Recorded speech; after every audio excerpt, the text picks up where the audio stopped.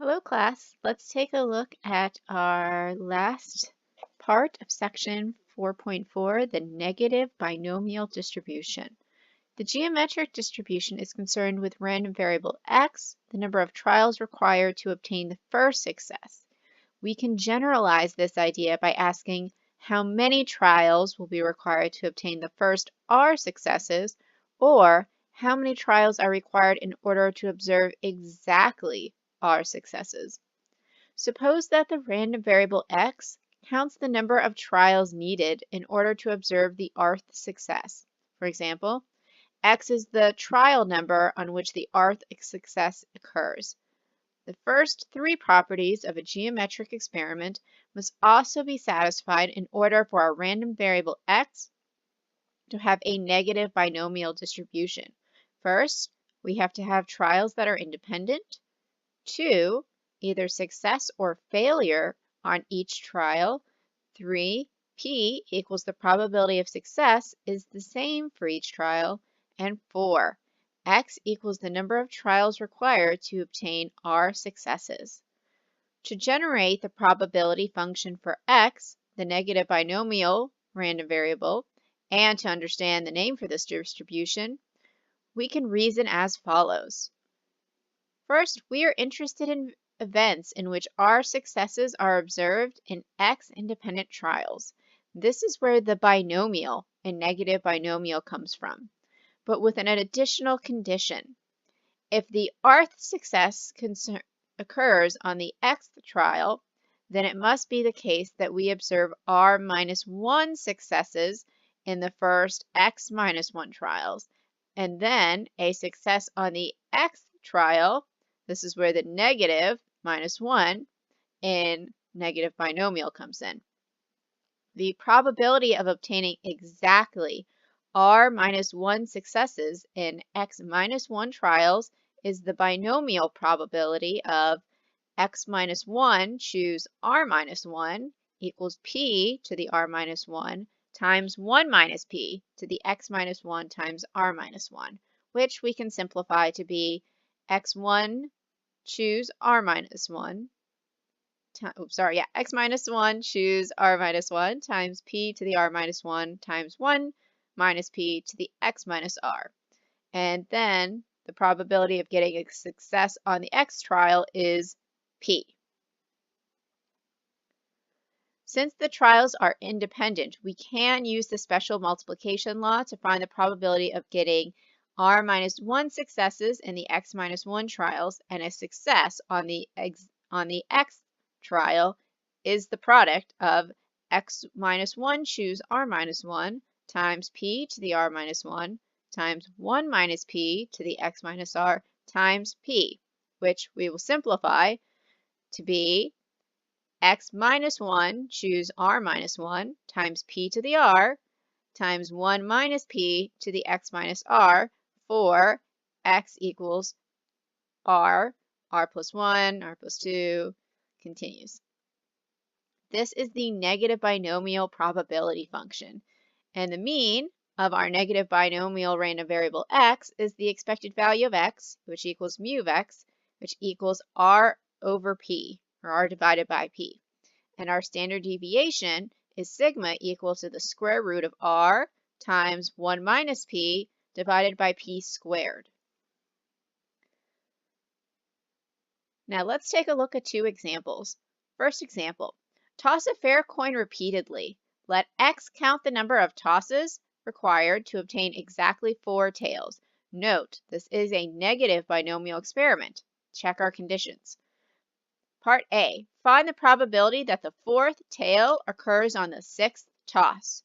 Using our formula of p of x equals x minus 1 choose r minus 1 times p to the r times 1 minus p to the x minus r, we can here let x equal 6, r equal 4, and p equal 0.5. Remember, it's a coin, so the probability of obtaining a tails is 0.4.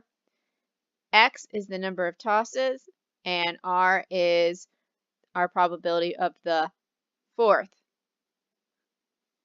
So, by plugging in probability that x equals 6 equals 6 minus 1, choose 4 minus 1 times 0.5 to the fourth times 1 minus 0.5 to the 6 minus fourth, which we can simplify to 5 choose 3 times 0.5 to the fourth times 0.5 to the second.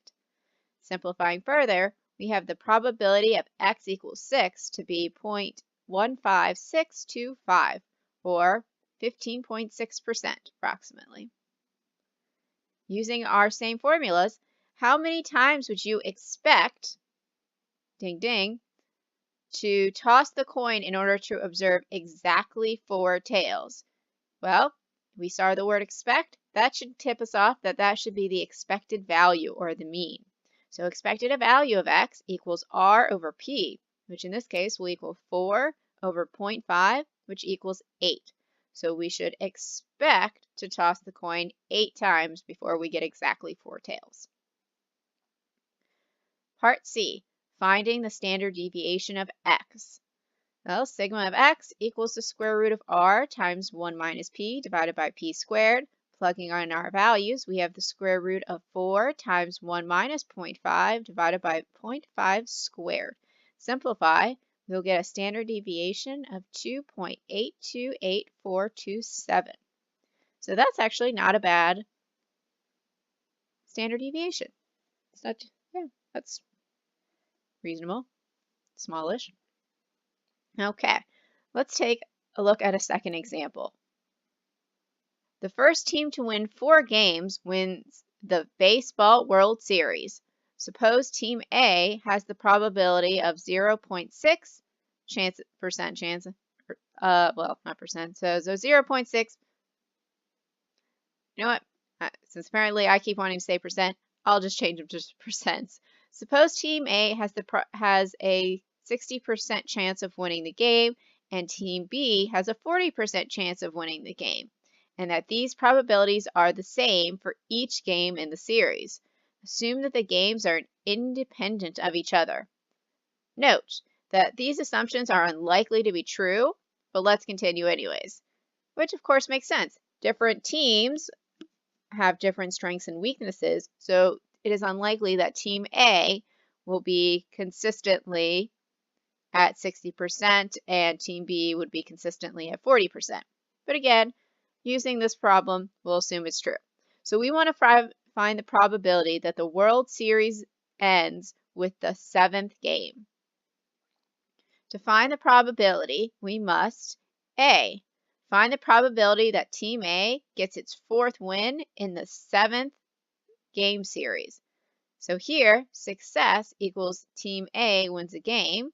So P equals 0.60, x equals 7, r equals 4. So for Team A, the probability of x equals 2 equals 7 minus 1, choose 4 minus 1, times 0.6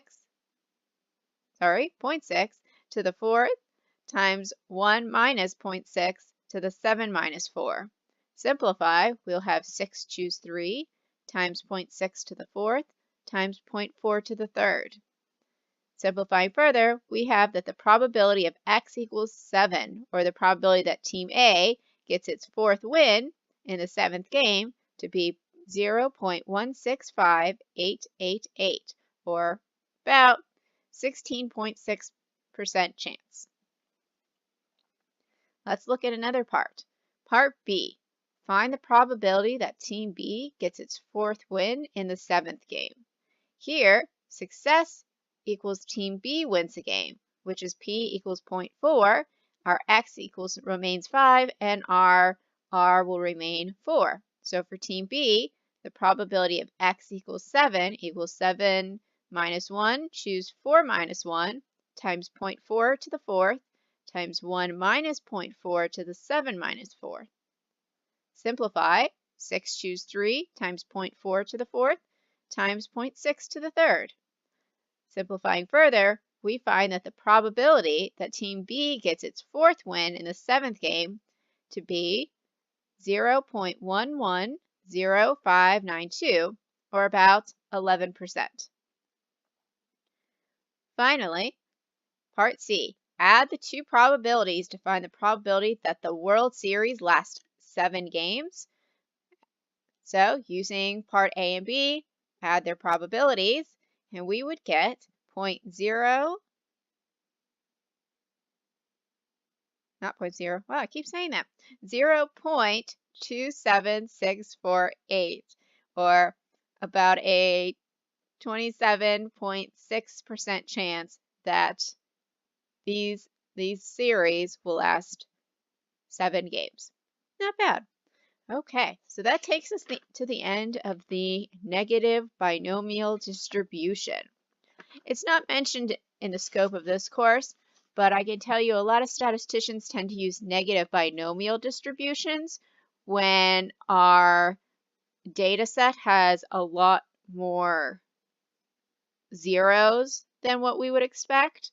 Or what I mean by that is, so thinking of a study of dentistry and evaluating the number of cavities children have from 3 to 5.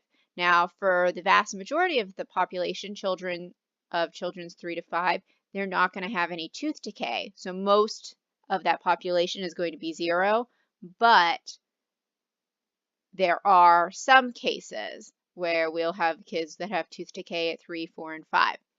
So this would be a situation where a statistician would want to consider the negative binomial distribution. There's other distributions that would probably work equally well, but that's just a case that I know I've personally had to evaluate using the negative binomial distribution. Okay, class, that takes us to the end of section 4.4. Everybody have a good week, and don't forget to finish your homework and your quiz.